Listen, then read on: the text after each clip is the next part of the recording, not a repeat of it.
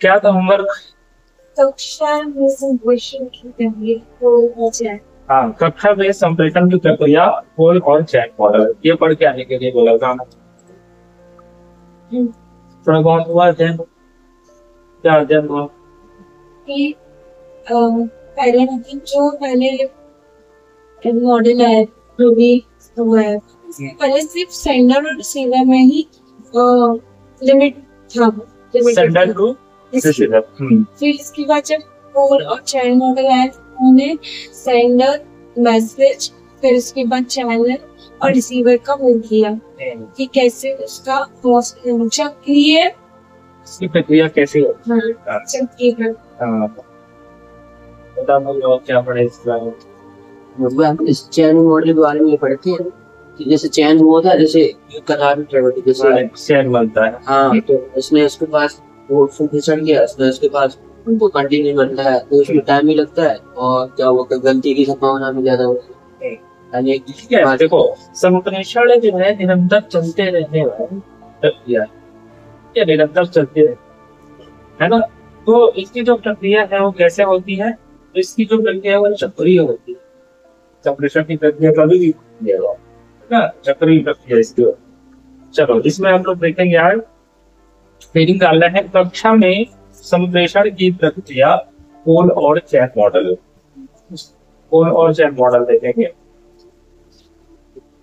कक्षा में संप्रेषण की प्रक्रिया होल और चैन, ये हेडिंग रहेगा। ठीक है, देखो होल और चैन मॉडल से पहले एक मॉडल आया था बर्नौली का। ठीक है, बर्नौली का मॉडल क्या था? एसआर मॉडल, इसको कहा जाता था। एसआर का मतलब है सेंडर और रिसीवर। ठीक है, इसी को आगे बढ़ाते हुए इसी का ठीक है, जिसको होल और चैन मॉडल कहा जाता है ना। तो सबसे पहला पॉइंट इसमें लिखना है, बर्नौली ने मूलतः संप्रेषण को बर्नौली ने मूलतः संप्रेषण को एसआर सेंडर रिसीवर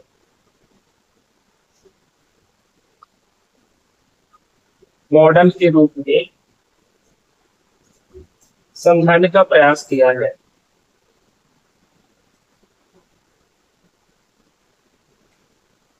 बर्नौली ने मूलतः संप्रेषण को एसआर सेंडर रिसीवर मॉडल के रूप में समझाने का प्रयास किया।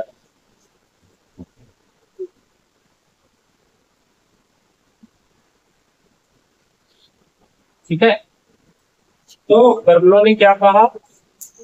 कौन सा मॉडल का? तो एसआर मॉडल का। ये याद रखना है, ये पूछ लिया जाता है बर्नौली का मॉडल। बर्नौली का मॉडल क्या है? तो एसआर, सिंपल सी बात, सेंडर और रिसीवर है ना। जो मैसेज है ये कहते हैं कि जो मैसेज है सेंडर से रिसीवर तक पहुंचता है, ये ऐसे परिभाषित है इससे, है ना। उसके बाद आगे लिखिए,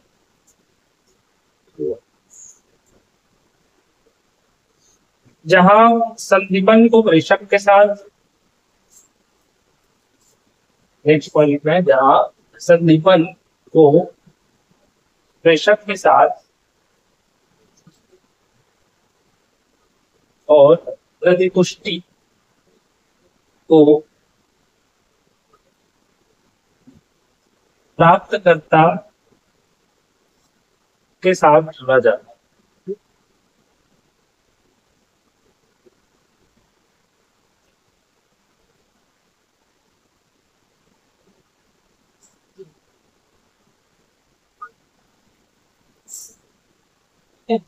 जहां से प्रेषक के साथ और प्रतिपुष्टि को प्राप्तकर्ता के साथ जोड़ा जाता है।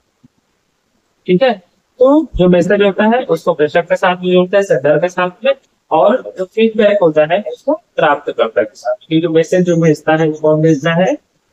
सेंडर भेजता है। ठीक है, और फीडबैक कौन देता है? रिसीवर देता है, तब वो सेंडर बन जाता है। और इसमें वो संदीपन का क्या मतलब? वही तो मैसेज होता है, मैसेज भेजता। ठीक है, तो वो उसको एसआर से मॉडल में क्या किया गया है? सेंडर के साथ जोड़ा गया है, रिसीवर के साथ में फीडबैक को जोड़ा गया है। क्लियर है? क्योंकि रिसीवर जो है फीडबैक देता है प्रतिपुष्टि की जो बात हुई है ना, प्रतिपुष्टि का ही इंग्लिश होता है बिग बैंग। ठीक है, चलिए नेक्स्ट पॉइंट लिखना है। अब देखो ये जो एस आर मॉडल है कर्लों का, इसी को आगे परिष्कृत करते हुए रिपोर्ट और चैट ने कहा एस एन आर, जो संदीपन है और जो चैनल है बीच का, उसको अलग कर दिया गया। समझ पा रहे हो ना? तो एक नया एक परिभाषा, नई एक परिभाषा निकलती है वो क्या है ये क्या आपको देखते हैं। तो नेक्स्ट पॉइंट देखिए, इस एस आर मॉडल को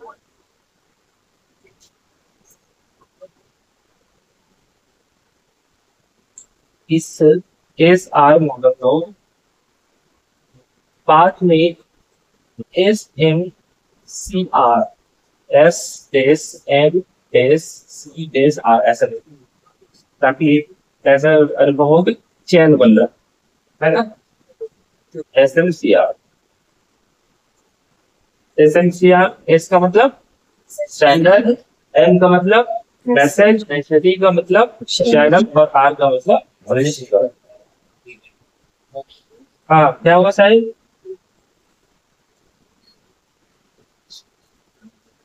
हाँ, सेंडर, मैसेज, चैनल, ठीक है, लिख लो लिख लो। सबसे पहले संप्रेषण प्रक्रिया में सेंडर होता है, डैश मैसेज होता है, फिर डैश चैनल, फिर डैश रिसीवर। ये रूप में बढ़ा दिया गया।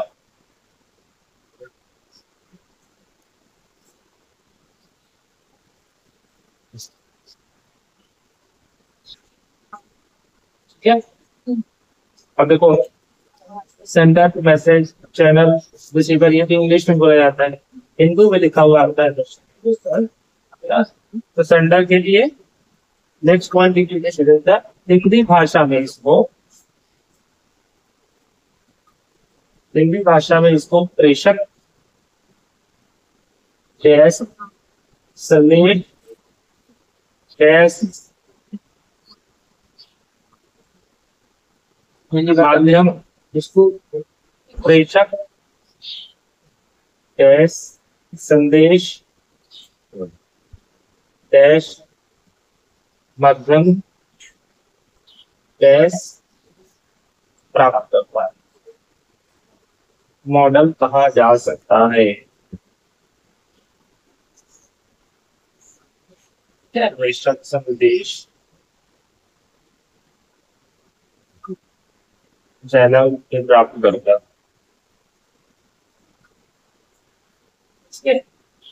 यह संप्रेषण की आधारभूत प्रक्रिया है।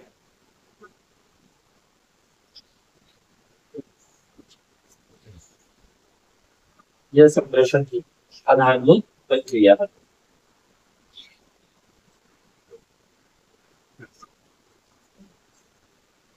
ये जितने भी अवयव है, अगर ये संप्रेषण क्रिया में सम्मिलित ना हो तो क्या संप्रेषण हो पाएगा?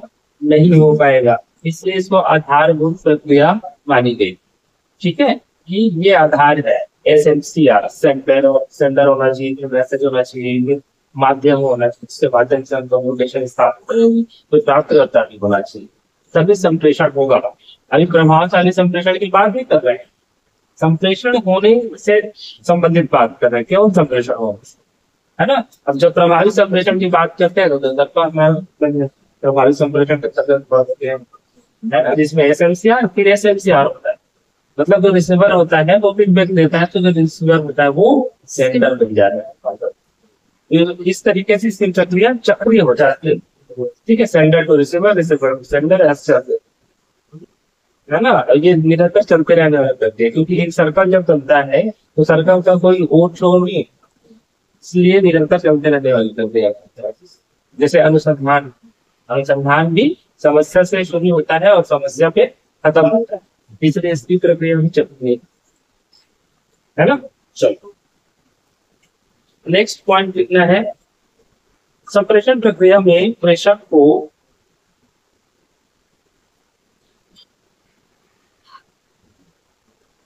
खुद लेखक, थोड़ी जल्दी लिखेंगे, ठीक है, संप्रेषण प्रक्रिया में प्रेषक को कुछ लेखक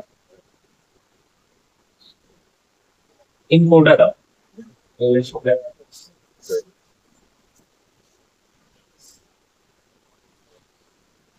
भी कहा जाता है।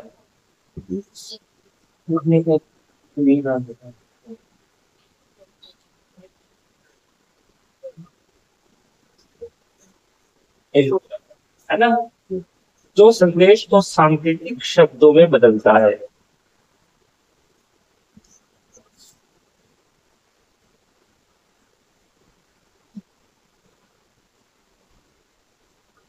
जो संदेश को सांकेतिक शब्दों में बदलता है।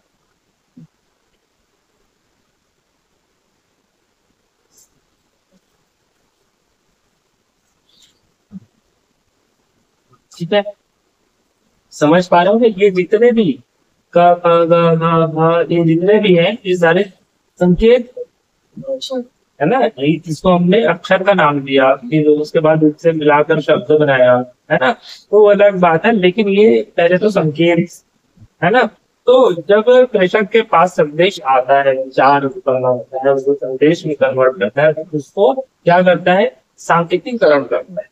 देखिए मौखिक में जैसे कि है ना, तो सांकेतिक शब्दों में क्या करता है, बदलता है। मतलब क्या करता है, एनकोडर उसको इनकोडिंग करता है ना, वो सांकेतिक शब्दों में बदलता है। फिर उसे यह एक साधन चैनल का उपयोग कर, ठीक उसे में लिखो कि उसे यह एक साधन चैनल का उपयोग करके प्राप्त करता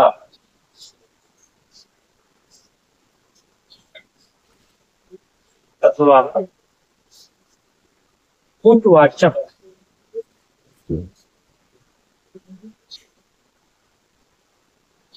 डिकोडर तक पहुंचाता है। अथवा पुटवाचक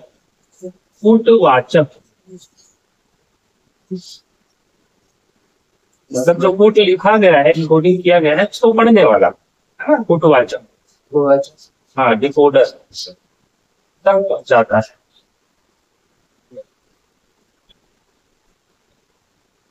ठीक है, तो एक इनकोडर होता है जो मैसेज को इनकोडिंग करता है। ठीक है, फिर उसके बाद उसको डिकोडर होता है, उसका डिकोडर होता है जो मैसेज को डिकोडिंग करता है। अच्छा, मतलब उस पुट का वाचन करता है, उसको पढ़ता है, जिसको हम प्राप्त करता है। ठीक है, नेक्स्ट पॉइंट, पुटवाचक इन सांकेतिक शब्दों को पढ़ता है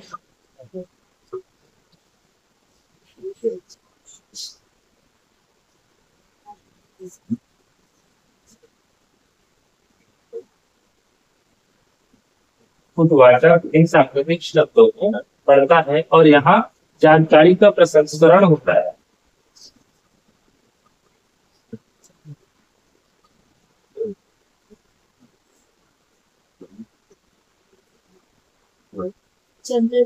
प्रसंस्करण होता है। प्रसंस्करण समझ पा रहा, प्रोसेसिंग, हाँ समझ में आता है।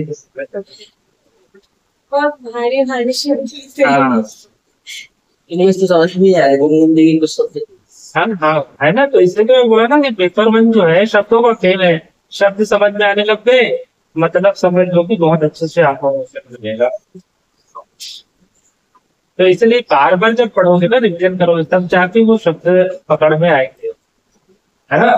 देखो पुटवाचक जो है, जब पुटवाचन करता है, पढ़ता है उस संदेश को, तो क्या होता है, संदेश का क्या होता है, यहाँ पे जानकारी का प्रसंस्करण होता है, प्रोसेसिंग। जैसे कंप्यूटर में हम प्रोसेसिंग के लिए कुछ डेटा डालते हैं, तो वो प्रोसेसिंग होता है ना, सीपीयू में जाएगा, फिर उसको सेव करना है तो सेव करेगा, उसका कुछ आउटपुट देना है तो आउटपुट देगा, जो भी आपको इंस्ट्रक्शन होगी उसके हिसाब से काम कर रहा है। उसी तरीके से जब पुटवाचक जो है उसको पढ़ता है, तो उसको क्या मिलता है, उसके अर्थ समझ में आते हैं, उसको मैसेज प्राप्त होता है कि नहीं क्या कहना चाह रहा है, जानकारी प्राप्त, सूचनाएं प्राप्त, है ना। तो वही बोला है कि प्रोसेसिंग होता है वहां में, है ना।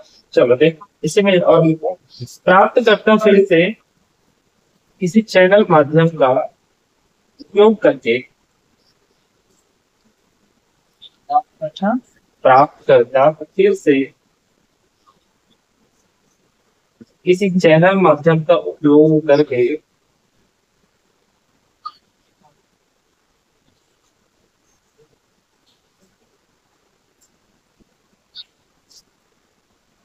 उचित पुष्टि करके वापिस भेजता है।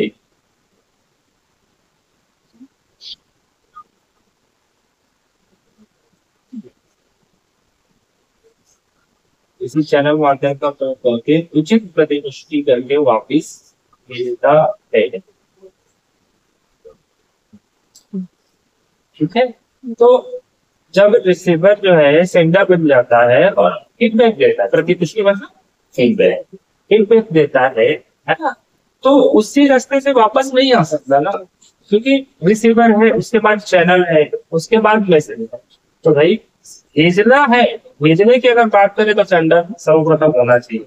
तब क्या होता है, रिसीवर जो है सेंडर बन जाता है, लेकिन चैनल माध्यम का वो प्रयोग करता है।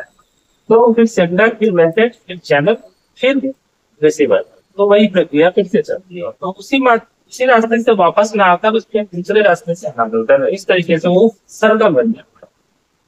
इसमें चैनल चेंज हो सकता है तो हाँ, चैनल तो कोई भी, इसलिए माध्यम कर दिया गया ना। अगर चैनल चेंज नहीं होता, मौखिक की बात करें तो वहां पर मौखिक लिखा होता या लिखित लिखा होता है ना। माध्यम कुछ भी हो सकता है, हम जिस भी माध्यम से बात करें वो माध्यम को भगवान है ना, इसलिए माध्यम कह दिया गया है। समझ में आया? चलिए, तो ये हो गया कोड और चैन मॉडल। देखो नाम से लग रहा है कि अरे यार क्या ही होगा, रॉकेट साइंस होगा कोड और चैन मॉडल बोलने से, है ना। लेकिन कुछ नहीं है। कोड और चैन मॉडल क्या है? एसएमसीआर, जो पहले बर्लो ने मॉडल दिया था एसआर, उसी का एसएमसीआर। कोड और चेन क्या चीज? नाम है, उसी का नाम। हाँ, एक मतलब एक व्यक्ति के दो नाम नहीं, वो व्यक्ति के नाम है। हाँ, उन्होंने सेम चीज बताई। हाँ हाँ, तो भाई तो पहले कल में बता दिया था मैं, एक विचारक हुए कम्युनिकेशन के क्षेत्र में, जैसे बदलो। चलो, तो ये जैसे यदि कूल का उसका मुझे कोई है ना, वो चैन बस को मुझे को दोनों साथ में पूछता वैसे नहीं होता। ठीक है, पोलर स्टैंड मॉडल क्या है? ये मॉडल का नाम है। ठीक है, क्योंकि देखो जो विचारक वैज्ञानिक होते हैं वो अपने नाम के साथ में मॉडल जोड़ देते हैं, या जो भी, जैसे कोठारी कमीशन आया था और बहुत सारे कमीशन आए थे, तो उसमें जो अध्यक्ष होते थे उसके जो सर नहीं होते उसको साथ में जोड़ के उस कमीशन का नाम दे दिया जाता। समझ पा रहे हो? चलो नेक्स्ट स्टडी डालना है। पोल और चैन मॉडल के अनुसार, पोल और चैन मॉडल के अनुसार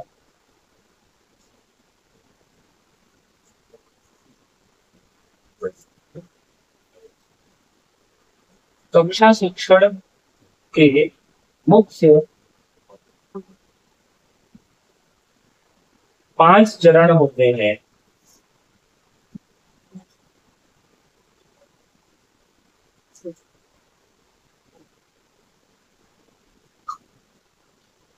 ठीक है, देखो अभी पोल और चैन मॉडल जो हम लोगों ने देखा संप्रेषण का, वो ऐसे सियारो सिंपल आधारभूत मॉडल। ठीक है, अब कक्षा संप्रेषण की बात करें तो कक्षा संप्रेषण में ये 5 चरण बताते हैं मुख्य रूप से पोल और चैन मॉडल के अंतर्गत। तो सबसे पहले क्या होगा, मतलब एक शिक्षक को छात्र तक सूचना पहुंचाना, इस सबसे जो है दूसरा चरण क्या होना चाहिए, विस्तार, इस तरीके से, है ना। तो इनका ये चरण भी पूछा जाता है। पहला लिखना है, पहला चरण, पहला स्टेज, संदेश का निरूपण।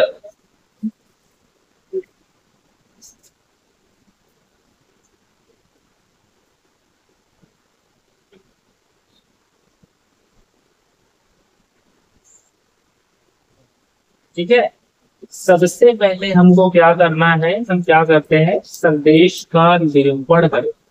किस संदेश को भेजना है उसका संकलन करके, एकत्रित करके उसको फॉर्मुलेटिंग करें, है ना। संदेश को एक जगह एकत्रित करते हैं, बनाते हैं उसमें। ये पहला काम था।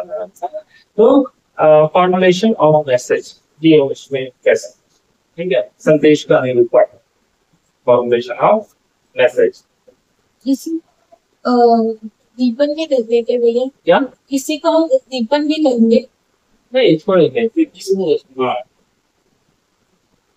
फॉर्मुलेशन ऑफ मैसेज, हमको क्या भेजना है, कितना भेजना है, किस प्रसंग में भेजना है, क्या तर्क होने चाहिए, किस कोर्स के लिए मैसेज भेजना है, ठीक है।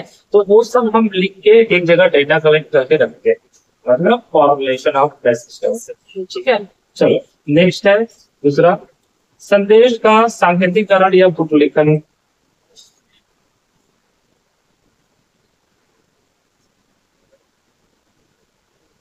संदेश का सांकेतिकरण या पुटलिखन, सांकेतिक हाँ सांकेतिकरण या पुटलिखन, समझ में? अब मैसेज हम कलेक्ट कर लिए, संदेश हम कलेक्ट कर लिए, अब क्या करेंगे, अब उसका पुटलिखन करेंगे। डेटा कलेक्शन हम लोग कर लिए, अब उसको डिकोडिंग करेंगे, सॉरी नहीं, इनकोडिंग करेंगे, लेखन करेंगे। अच्छा, हाँ पढ़ना नहीं, अभी मैसेज हमारे पास आया, हमने कलेक्ट किया, अब उसको सांकेतिक शब्दों में चाहिए तो वॉकिंग हो जो भी हो उसमें हम क्या करेंगे, कन्वर्ट करेंगे, बदलेंगे, अपने अपने अंदर जो विचार है उसको उन अर्थों में उन शब्दों के माध्यम से छोड़े, ये मान के चलो, ठीक है। चलो तीसरा चरण क्या है इसका देखते हैं, संदेश संचरण।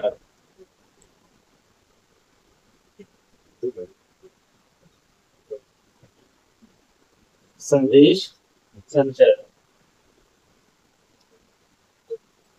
ठीक है। संदेश संचरण मतलब मैसेज ट्रांसमिशन, मैसेज को भेजना, ठीक है। सबसे पहले हमने क्या किया, डेटा कलेक्शन किया, मैसेज कलेक्शन किया, उसे रिकॉर्ड किया, फिर उसके बाद संदेश का हमने क्या किया, सांकेतिकरण किया, मतलब मैसेज इनकोडिंग किया, लिखा उसको, लिखा या जो भी जैसे जहाँ पे जिस भी माध्यम से उनको भेजना है, ठीक है। फिर उसके बाद हो गया मैसेज इनकोडिंग हो गया, अब उसको भेजना है, तो संदेश का हमने क्या किया, संचरण किया, ट्रांसमिशन ऑफ मैसेज, है ना।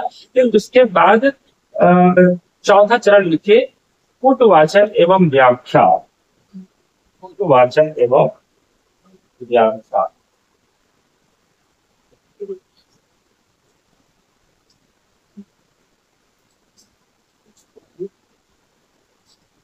समझ में आया? जब हमने मैसेज को भेजा तो रिसीवर तक पहुंचा, अब रिसीवर क्या करेगा, रिकॉर्ड करेगा, रिकॉर्डिंग करेगा, है ना, उनको पुटवाचन करेगा, उसे संगीत सांकेतिक जो मैसेज लिखा हुआ है उसको पढ़ेगा, फिर वो वहां तो क्या प्रोसेस, अब उसमें क्या होगा कि जो लिखित रूप में है या जिस भी रूप में है वो सूचना रिसीवर के अंदर जाएगा, तो उसी क्रिया को प्रोसेस हुआ है, ठीक है। तो पुटवाचन एवं व्याख्या, मैसेज कोडिंग एवं क्या होगा, इंटरप्रिटेशन, हाँ इंटरप्रेट करना, मतलब वो ट्रांसलेट करना जो मैसेज आया है। हाँ मतलब आदान प्रदान होना, नेक्स्ट है पांचवा चरण इसका, प्रतिपुष्टि एवं मूल्यांकन।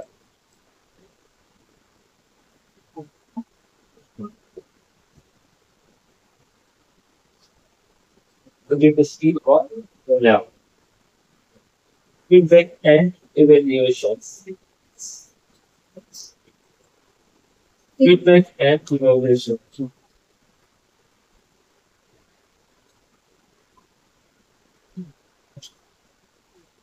ठीक है। प्रतिपुष्टि मतलब फीडबैक, मूल्यांकन मतलब इवैल्यूएशन, ठीक है। एक तो ये है कि जब पुनर्वाचन हो जाता है, व्याख्या कर लेता है, प्राप्त करता है, तब फिर फीडबैक देता है ना। तो फीडबैक कैसे, जैसे मैंने आपको कुछ समझा दिया, पढ़ा दिया, लिखा दिया, अभी खत्म, 2-4 दिन ये जैसे खत्म हो जाएगा, खत्म हो जाएगा, तो क्वेश्चन आंसर करा दूंगा। इसके बाद फिर मुझे कैसे पता चलेगा कि आप लोगों को समझ में आया कि, मैं तो दूसरा यूनिट में चला जाऊंगा। तो उसका एक माध्यम है कि जैसे एक यूनिट खत्म होता है तो वो फिर टेस्ट लेता है, कोई इवेल्युएशन कर, उससे क्या होता है, उससे मुझे फीडबैक होता है कि किसको कितना आया और कितना नहीं आया। क्योंकि मान के चलो 20 क्वेश्चन देता हूँ, 20 में से कोई 19 बनाएगा, कोई 18 बनाएगा, कोई 10 बनाएगा, कोई 6 बनाएगा, तो समझ में आ जाता है ना कि भाई जो मैं समझाया, जितना मैं समझाया, किसको कितना कितना समझते हैं, समझ पा रहे ना।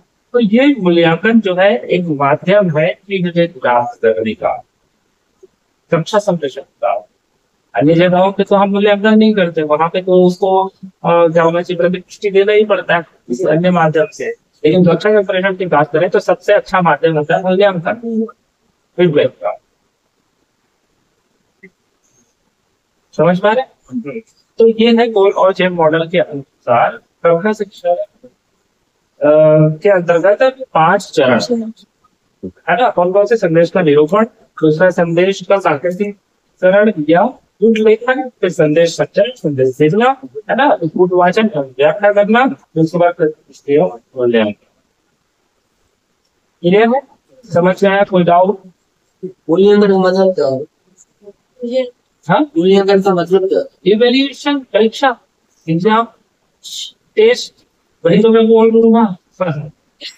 अभी मैं वही तो बोला ना कि जैसे मुझे कैसे पता चलेगा कि आप लोगों को यूनिट 4 अच्छे से समझ में आया है, तो तभी पता चलेगा जब मैं होगा मूल्यांकन करूंगा यूनिट कंप्लीट होने के बाद, है ना। तो वो क्या है, एक माध्यम है क्या करने का, ये प्रयास करने का।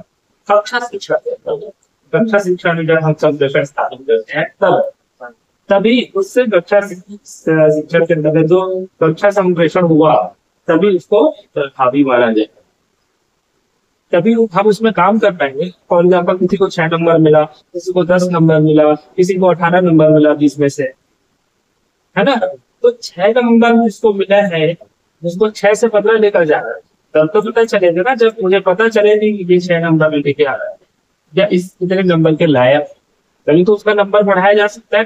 तो भी तभी तो टीचर भी इसमें काम कर सकता है ना। तो ये सारी चीजें हैं। इसे समझ में आ गया? क्लियर है सभी को? ऑनलाइन सभी को क्लियर है? कोई डाउट? गोल और चैन मॉडल यहाँ पे खत्म होता है और उनके अनुसार अच्छा संदेश आगे बढ़ा दिया। ठीक है, नेक्स्ट टॉपिक डालना है संदेश निरूपण। अब देखो ये जितने भी हम लोग पढ़ेंगे कक्षा शिक्षा के अंतर्गत गोल और चैन मॉडल के 5 चरण, उसको यहाँ पे मिलते जुलते समझते जाओ, है ना। थोड़ा सा ज्यादा कुछ नहीं है। संदेश निरूपण, फॉर्मुलेशन ऑफ मैसेज।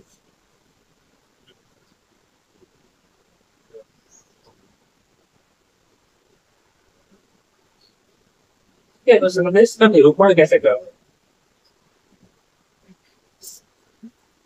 पहला हेडिंग हो गया, इसके अंतर्गत लिखे हैं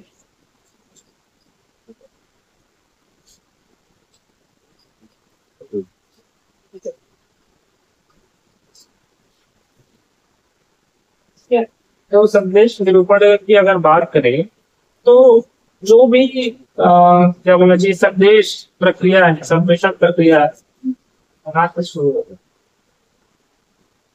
और सोच से सबसे पहले हमारे मन में विचार उत्पन्न होते हैं, भाव उत्पन्न होते हैं। वही अगर हमको अच्छा लगता है, सकारात्मक भाव देता है, तो हम क्या करते हैं, उसको मैसेज में कन्वर्ट करते हैं, संदेश में कन्वर्ट करते हैं, फिर एक व्यक्ति से दूसरे व्यक्ति तक आदान प्रदान, है ना। तो इसका प्रारंभ जो है संदेश निरूपण करने का प्रारंभ एक थॉट, एक विचार से होता है, उसी को हम निरूपित करते हैं, सांकेतिक परत, है ना। तो लेकिन इसके अंतर्गत सभी संप्रेषण प्रक्रियाएं एक विचार या संदेश से शुरू होती है। सभी संप्रेषण प्रक्रियाएं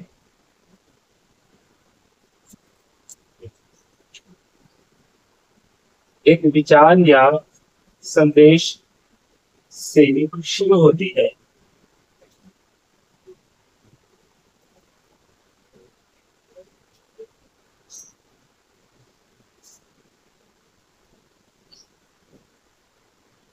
ठीक है, उन्हें विचारों को संदेश कहा जाता है, सिंपल से कहा, जिसका मुख्य उद्देश्य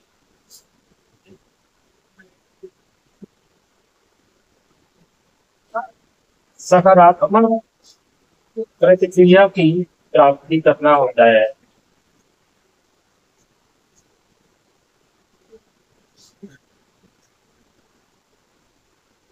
इसका मुख्य उद्देश्य सकारात्मक प्रतिक्रिया की प्राप्ति करना होता है।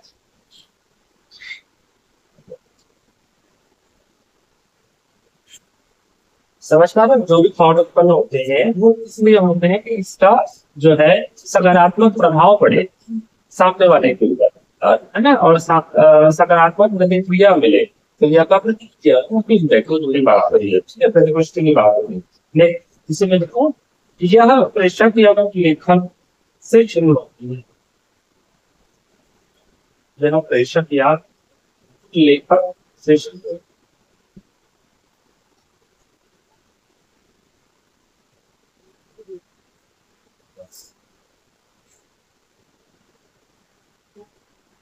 ठीक है, तो संदेश का लेखक कौन करता है? प्रेषक ही करता है, तो उसी से शुरू होगा, है ना। नेक्स्ट पॉइंट है मानवीय बोली एवं लिखित भाषा को, मानवीय बोली एवं लिखित भाषा को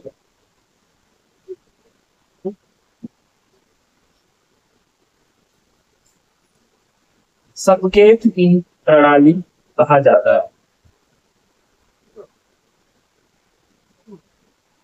संकेत की प्रणाली कहा जाता है। संकेत समझ रहे हो? सिंबल, है ना। संकेत की प्रणाली, जो भी अक्षर है, जो भी शब्द है, वो सारे संकेत, है ना। तो हम कैसे आया, उसको पहले बनाया गया एक संकेत के रूप में, ठीक है, फिर उसको अक्षर कहा गया, है ना, फिर संकेत शब्द बने, है ना। चलो नेक्स्ट, दूसरा हेडिंग नामना है संदेश सांकेतिकरण या लेखन। संदेश सांकेतिकरण,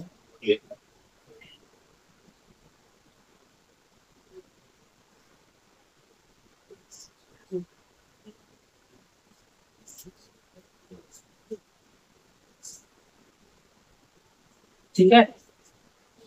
तो सबसे पहले थॉट आया, थॉट में बहुत सारे विषय वस्तु आए। अब उसको हम सेलेक्ट कर लिए, संदेश को निरूपित कर लिए, फॉर्मुलेशन कर लिए। अब क्या करना है, हमको मैसेज भेजने के लिए एक सुव्यवस्थित तरीके से हमारे पास लिखित रूप में या मौखिक रूप में जिस भी रूप में हो वो होना चाहिए। तो हम क्या करेंगे, सांकेतिकरण करेंगे, संदेश का लेखन करेंगे। तो क्या करेंगे, जो चार है हमारे उसमें कार्ड छाट, और जितना जरूरत है, जितना इम्पोर्टेंट, उतने कठिन सांकेतिकरण कर। ऐसे होता है ना, जैसे हम अनुसंधान करते हैं तो डेटा कलेक्शन तो बहुत सारा करते हैं, लेकिन फिर उसमें से कुछ का प्रयोग करते हैं, बहुत कुछ जाता है उसका। अब वो कहलाता है डेटा विश्लेषण, डेटा का एनालिसिस ऑफ डेटा। ये भी एक चरण होता है, तो उसका विश्लेषण करते हैं, और जो हमारे काम के लिए उपयोगी होता है उसी को उसमें उपयोग में लाते हैं, इम्प्लीमेंट करते हैं, बाकी छोड़ देते हैं। तो उसी तरीके से इसमें भी क्या होता है, दूसरे चरण में संदेश सांकेतिकरण को लेकर भी हम हमारी जो विचार है, जो संदेश है, उसमें काट छाट करते हैं, और उतना आवश्यक है उतना ही उसमें उपयोग में लेते हैं। चलिए इसके अंतर्गत देखिए, विचारों की छटाई करना,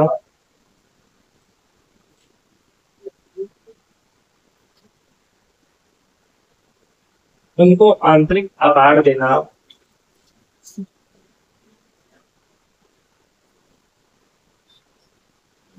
और संगठित करना।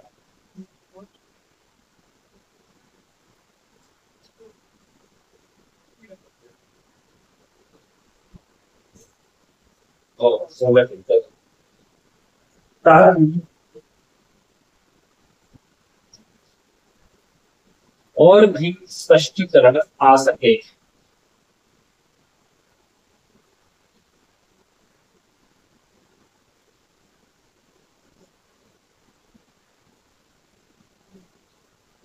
को संदेश सांकेतिकरण को संदेश सांकेतिकरण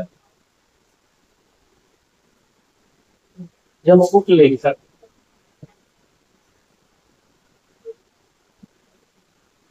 या शुद्धिकरण कहा जाता है?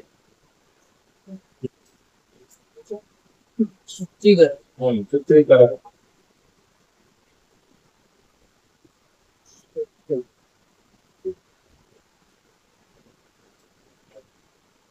कहा जाता है।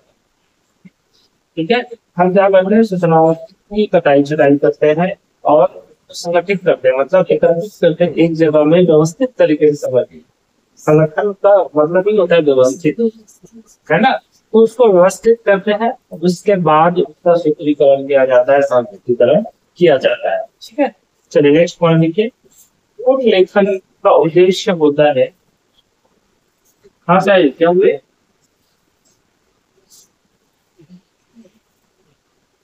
बताइए। विचारों की छटाई कर, छटाई। ठीक है, मतलब जो हमारे थॉट है, विचार है, तो विचार बहुत सारे उत्पन्न होते हैं, है ना? अब उसमें से क्या क्या उपयोगी है, इनको हम करना है अपने ऊपर, उसमें से विशेष विषय वस्तु को उसमें से निकालना। ठीक है, हाँ, तो वो छटाई करना है। चलो नेक्स्ट पॉइंट, कुछ लेखन का उद्देश्य होता है, बताओ तो लेखन का उद्देश्य क्या है? हमको कुछ लेखन करें तो किसी को सुनते हैं, किसी को देश भेजे, क्या उद्देश्य है? उठने का ताकि फिर अच्छा मैसेज प्राप्त हो सका, अच्छा मैसेज आ सके और वो बातचीत जो है जानकारी वो। हो और मतलब हाँ प्रसारित कर। हाँ देखो, कुछ लेखन का मुख्य उद्देश्य होता है कि कैसे उसको अच्छे शब्दों में सांकेतिक करने में बदल सकते हैं, और जिन अर्थों में हम किसी को समझाना चाहते हैं उसी अर्थों में हम समझा सकें, ऐसे शब्दों का प्रयोग करें, ऐसे उसको सांकेतिक करें, ताकि सामने वाले तक वो सूचना प्रेषित बहुत ही अच्छे तरीके से होगा और उन्हीं अर्थों में समझे, है ना? ये मुख्य इसका उद्देश्य होता है। देखो, कुछ लेखन का उद्देश्य होता है एक विचार को कैसे परिवर्तित करना, एक विचार को कैसे परिवर्तित कर प्राप्तकर्ता या गुणवाचक का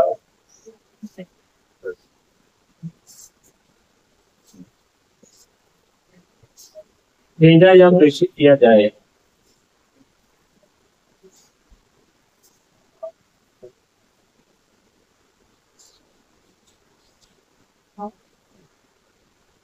परिवर्तित करो, परिवर्तित कर प्राप्तकर्ता या गुणवाचक का भेजा या प्रेषित किया जाए, ये इसका मुख्य उद्देश्य। जो विचार है उसको कैसे वैसे में बदल जाता है और कैसे उसको प्राप्तकर्ता तक भेजना है, किस रूप में, ताकि वो उन्हीं अर्थों में वो मैसेज समझ में आए जिन अर्थों में प्रेषक समझा रहा है। चलिए नेक्स्ट हेडिंग नाम है संदेश संचरण। ठीक है, 2-3 दिन और फिर इसके बाद ये यूनिट कवर हो जाएगा, उसके बाद क्वेश्चन आंसर करेंगे। संदेश संचरण,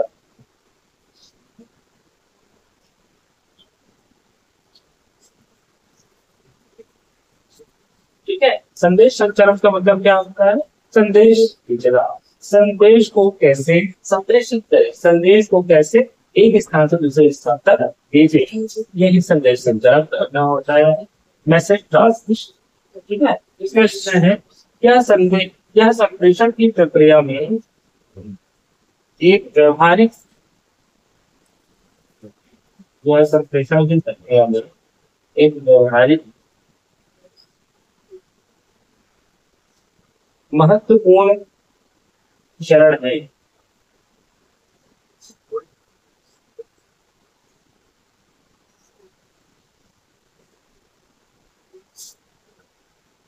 और इससे यह पता चलता है कि, और इससे यह पता चलता है कि संदेश को कैसे संप्रेषित किया जाए।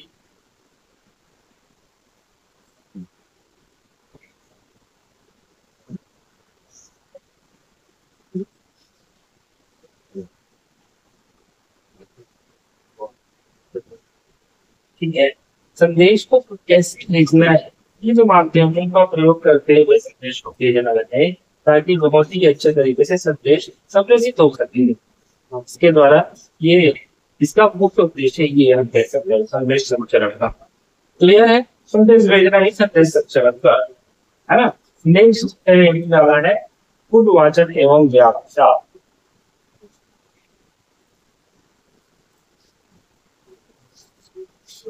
उद्वाचन एवं व्याख्या। प्राप्तकर्ता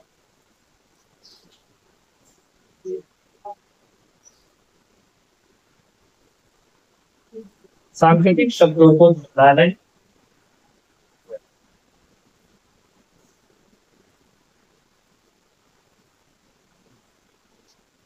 तथा उसका व्याख्या करता है।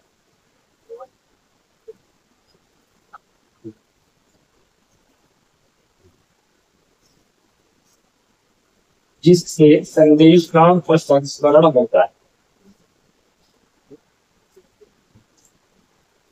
जिससे संदेश का प्रसंस्करण होता है।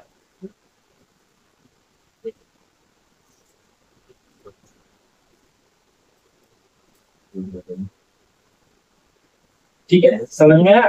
फिर क्या करते हैं, गलती में प्रतिपुष्टि देता है, तो वो पांचवा स्टेप अलग से बनाया गया इसको, है ना।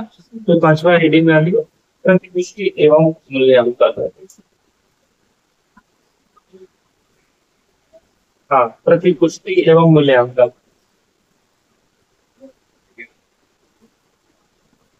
इससे पहले वाला पॉइंट क्या बोला था? उद्वाचन उद्वाचन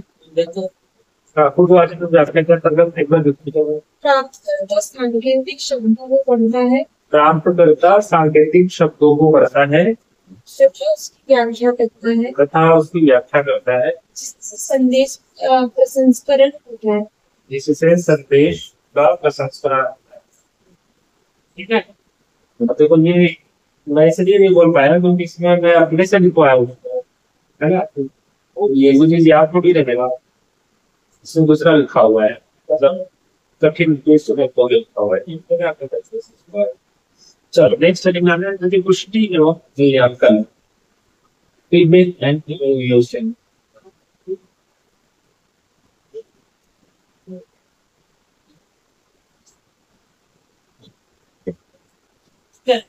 देखो संदेश को प्रभावी कब माना जा रहा है या कब माना जा रहा है?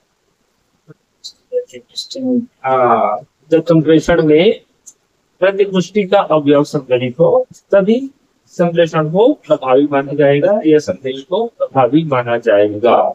ये क्वेश्चन कई बार पूछा जा सकता है। ठीक है, तो पहला पॉइंट इसमें लिखना है संदेश को प्रभावी संप्रेषण तभी माना जाता है जब प्रेषक और प्राप्तकर्ता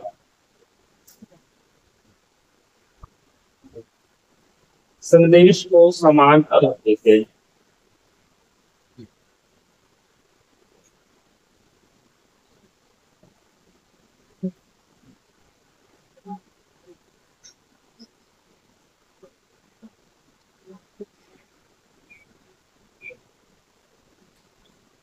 संदेश को प्रभावी संप्रेषण तभी माना जाता है जब प्रेषक और प्राप्तकर्ता संदेश को समान अर्थ देते हैं। ठीक है, देखो यहाँ पे प्रभावी संप्रेषण की बात नहीं हो रही है, संदेश की प्रभावी होने की बात हो रही है। इसलिए संदेश को प्रभावी संप्रेषण तभी माना जाएगा जब मैं जिस अर्थ में भेज रहा हूँ आपको उसी अर्थ में आप समझे। संदेश लेकिन खाली प्रभावी संप्रेषण की बात करें तो जरूरी नहीं है कि मैं जैसा भेज रहा हूँ वैसा ही आप समझें, समझिए होता है। प्रभावी संप्रेषण खाली कहने से उसमें सिर्फ फीडबैक का अवयव सम्मिलित होगा। पहले मैं जितना भी बोल रहा हूँ उसका आप 50% समझे या 20% समझे, लेकिन मुझे पता तो चलेगा ना कि आप सिर्फ 20% समझाओ, फिर उसमें मैं सुधार कर सकता हूँ। या आपको समझ में नहीं आया पूरा, फिर उसमें मैं सुधार कर सकता हूँ, तब उसको प्रभावी संप्रेषण कहेंगे। लेकिन संदेश को प्रभावी संप्रेषण कब करके, जब जिन अर्थों में मैं समझाना चाहता हूँ उसी अर्थ में आप समझे, तब संदेश को प्रभावी संप्रेषण है। तब कहेंगे कि संदेश का प्रभाव पड़ा। समझ पा रहे हो ना? ट्वेल्थ में है संदेश को प्रभावी संप्रेषण तभी माना जाता है जब प्रेषक और प्राप्तकर्ता संदेश को समान कर सकते हैं। हो गया? नेक्स्ट पॉइंट, संप्रेषण एक चक्रीय प्रक्रिया है। इंपॉर्टेंट लाइन, संप्रेषण एक चक्रीय प्रक्रिया है।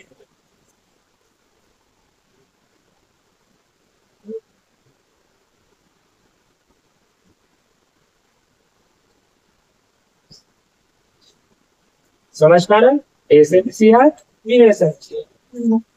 तो दूसरे बार में जो रिसीवर होता है सेंटर हो जाता है। जैसे अभी मैंने आपको सूचना दिया, फिर आप लोग क्या करेंगे, मुझे फीडबैक देंगे ना, ये समझ में आया, ये नहीं आया समझ में, चाहे वो किसी भी रूप में हो सकता है ना। जैसे सीढ़ी गाना भी एक फीडबैक है, वहां से समझ आया नहीं आया पता चल जाता है। हमें उठाना, ठीक है, पलकों का चमकाना, ये भी एक फीडबैक देने का तरीका है। ठीक है, तो उससे भी हमको एक शिक्षक को फीडबैक मिलते रहते हैं, तो हम उसमें काम करते हैं, फिर समझाते हैं, फिर आप फीडबैक देते हो, फिर समझाते हैं, फिर वो चक्रीय प्रक्रिया बन जाती है ना। तो संप्रेषण की प्रक्रिया कैसी है? चक्रीय। ये याद रखा, बहुत इम्पोर्टेंट है, कई बार चलता है।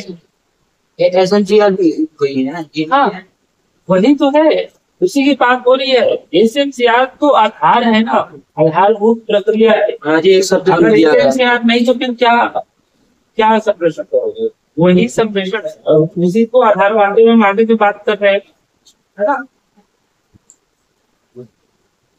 चलो, शिक्षण में सतत प्रति दृष्टि से, नेक्स्ट पॉइंट, शिक्षण में सतत प्रति दृष्टि से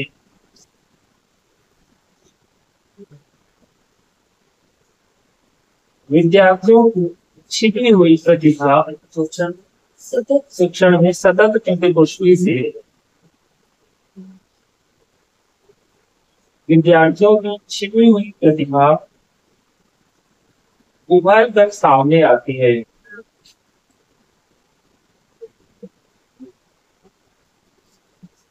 उभर कर सामने आती है।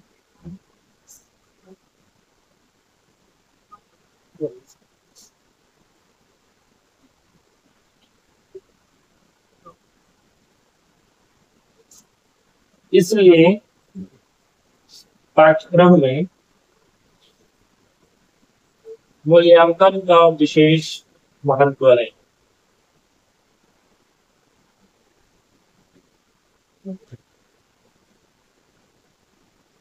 इसलिए पाठ्यक्रम में मूल्यांकन का विशेष महत्व है।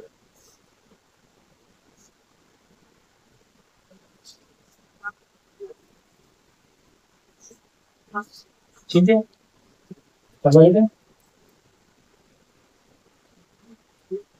और विद्यार्थी की छिपी हुई प्रतिभा को हम निकाल सकते हैं, एक शिक्षक निकाल सकते हैं। कैसे? बार बार विद्यार्थी कुछ बोलेंगे ना, और शिक्षक को पूछेंगे क्या सुधार हुआ। वही में बताया ना, किसी को 6 नंबर मिला है जिसमें, तो उसको हम आगे बढ़ा सकते, लेकिन वो कमी पता तो चले सीखा करनी है, किस टाइप का क्वेश्चन को वो अटेम्प्ट नहीं कर पाया, मूल्यांकन एक मात्र मिला। इसलिए पाठ्यक्रम में मूल्यांकन संरक्षित किया हुआ है, तो रखा है। आप 1 साल सीख लो, फिर जाओ सीखने के बाद मूल्यांकन क्यों देना, परीक्षा क्यों देना? स्वाभाविक सी बात है, एक्स्ट्रा खर्चा, एक्स्ट्रा हर चीज करना पड़ता है। जब डिग्री देना ही है 1 साल में, तो 2 और निकाल। लेकिन आपको कितना आया, कितना नहीं आया, क्या आपको सुधार की आवश्यकता है, इन सब प्रश्नों का जवाब मूल्यांकन देना है। ठीक है, तो ये जरूरी है। ये मुश्किल का सबसे बड़ा माध्यम है कक्षा शिक्षा।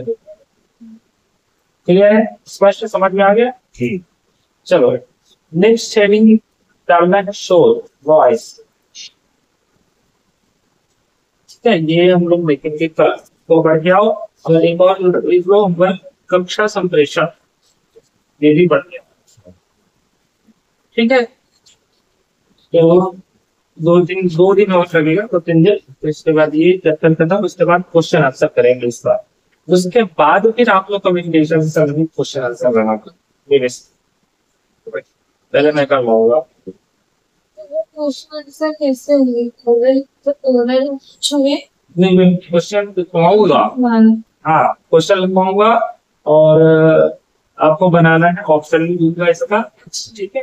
क्योंकि इसमें क्या है, ऑप्शन में का मेन रहता है। जैसे 4-5 ऑप्शन रहता है ना, हमको लगता है ये भी आंसर है और ये भी आंसर है। जैसे बोल थी ना तुम क्लिक करती थी तो ये आंसर निकलता, तो वैसा ही होता है कम्युनिकेशन में ज्यादातर, क्योंकि सारे आंसर है, समझ रहे हो ना? तो इसलिए क्वेश्चन अटेम्प्ट करना बहुत ज्यादा जरूरी है। जब क्वेश्चन अटेम्प्ट करोगी ना बार बार बहुत सारे क्वेश्चन, तो वो सेंस बिल्डअप हो, ये पूछना क्या चाहता है, ये क्या आंसर चाहता है, मुझे क्या आंसर देना है, वो अपने आप हमारे अंदर संप्रेषण स्थापित होता है और वो सेंस बनता है। सेंस बनने के बाद जब क्वेश्चन हमारे सामने आता है तो फिर हमारा जो सही होने का चांसेस है वो ये बढ़ जाता है। चीजें क्लियर होती हैं। हाँ, क्लियर होती जाए। तो एक ही बार में नहीं होगा ना, उसको बार बार करते रहने से होगा। आप 10 बार संप्रेषण वाले इमेज को पढ़ेंगे और 10 बार क्वेश्चन आंसर बनाएंगे, कहाँ बचेगा, कैसे बचेगा? लगता नहीं। हाँ, जब मैं स्टार्टिंग किया तो मेरे लिए भी पेपर 1 सबके ही पेपर 1 नया होता है, कोई नहीं पढ़ गया कम्युनिकेशन कौन से यूनिट में किसमें है, कौन से लक्षण है, रिसर्च भी नहीं होता है ना। तो बहुत सारे विषय वस्तु होते ही नहीं है, तो सबके लिए नया होता है, मेरे लिए भी नया था। जब मैं भी उसका पेपर 1 का पहला क्या बोलना चाहिए पेज ओपन किया तो मेरे को भी लगा कि अरे यार क्या पढ़ रहा है, कितना पढ़ेंगे, कितना पढ़ना पड़ेगा। लेकिन जब पढ़ते गया 10 बार 15 बार 20 बार तब समझ में आते गए, तो आज पढ़ा रहे हैं। और वो भी 10 के 10 यूनिट। ये तो यूट्यूब पर किसी भी उसमें चैनल में जाके देखो, हर एक यूनिट के लिए एक अलग एक्सपर्ट होता है और पूरे के पूरे 10 यूनिट पढ़ा है। तो कहीं ना कहीं वो बार बार रिविजन का ही परिणाम कि मैं पढ़ा है ना। तो इन चीजों को ध्यान में रखते हुए रिविजन मोस्ट इम्पोर्टेंट। आप रिविजन करिए, बार बार रिविजन करिए, अपने टाइम टेबल में रिविजन का समय सबसे ज्यादा दीजिए। ज्यादा पढ़ने के पीछे भागना नहीं है, कम पढ़िए, लेकिन उन्हीं चीजों का बार बार रिविजन करिए, उन्हीं चीजों को बार बार पढ़िए, बार बार उसको दोहराइए। वहीं से आता है। जब मैं तैयारी कर रहा था मेरे पास बुक्स आपको उस समय नहीं मिलेंगी, उस समय मेरे पास बुक्स नहीं थी। मैं लाइब्रेरी जाता था और फिर वहां से जो भी टॉपिक होता था पर्टिकुलर किसी भी चीज में बुक से मुझे मैटर मिलता था, फोटो क्लिक करके मैं ढूंढ लेके आता था, फिर नोट्स बनाता था। और जितना नोट्स बन गया, जहां जहां से भी मेरे को टॉपिक मिला उतना ही हो गया। नोट्स करने के बाद में जाना लाइब्रेरी आना बंद कर दिया। लाइब्रेरी तो वैसे मैं कभी पढ़ा नहीं बैठे, तो लाइब्रेरी जाना बंद कर दिया। फिर उसके बाद जितने भी नोट्स मेरे पास बने उसी का बार बार मैं कम से कम उसको 20-25-30 बार आराम से पढ़ता, बार बार उसका अध्ययन किया।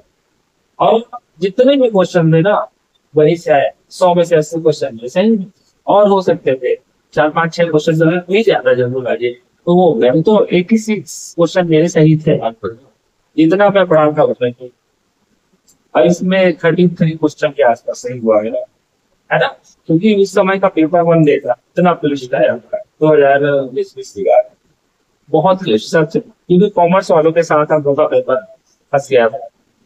कॉमर्स वालों को आसान हो तो नहीं दे सकते ना पीआई और ये सब, क्योंकि गणित भी रहता है उनमें, वो आसानी से बना लेंगे। तो पीआई में बहुत कठिन डालेंगे, फिर 5 में 5 बनाए, क्योंकि मेरे पास जो तरीका है तो 5 में 5 बना कर दिया, बस अभ्यास है ना। तो सभी यूनिट को मिलाकर हम नंबर लाएंगे ना। ऐसा तो नहीं है कि किसी को कोई यूनिट समझ में आता है, किसी को कोई यूनिट नहीं समझ में आता है। अब जिसको यूनिट समझ में आ रहा है उसने काम कर 5 में 5 ले जाएंगे। तो कोई बात नहीं, सब ये अच्छा लगा है, जिसने 5 में 5 लेकर आए, क्या पता कृष्णा को समझ में नहीं आ रहा होगा, तो ठीक है ना। सबके एक समाज स्तर का बुद्धि थोड़ी होता है। तुमको ये समझ में नहीं आ रहा है, कोई और यूनिट समझ में आएगा। हमको 100% थोड़ी चाहिए, समझने की बात है। देखो बहुत लोग ना पहले की यूनिट से इरिटेट होकर छोड़ देते हैं पढ़ना, नहीं ये आगे की यूनिट है, वो क्या पता तुमको उससे कई गुना ज्यादा अच्छा समझना है और उसमें तो 5 में 5 लेके आओ। अब इसमें 2 नंबर तो ला ही सकते हो, 2 क्वेश्चन तो सही कर ही सकते हो ना, 5 में 5 मत कर। तो हमको 50 में 30 चाहिए, बस 25 प्लस भी करते हो तो भी रिजल्ट होना है ना। अपने बेसिक सब्जेक्ट में, अपने जो भी मेन सब्जेक्ट है उसमें 70 प्लस का टारगेट करो। समझ पा रहे हो ना, तो उतने से आपका काम बन जाना। तो इसलिए घबरा नहीं। अगर मुझे रीजनिंग नहीं आता तो मुझे कम्युनिकेशन अच्छे से आएगा, मुझे कम्युनिकेशन नहीं आता जिसको तो किसी को गणितीय पक्ष अच्छे से समझना है, वो सबका घर में पकड़ है, अलग अलग क्षेत्र है। तो अपनी क्वालिटी को समझना है, अपनी कैपेसिटी को समझना है, अपनी क्षमता को समझना है और फिर आगे काम करना है।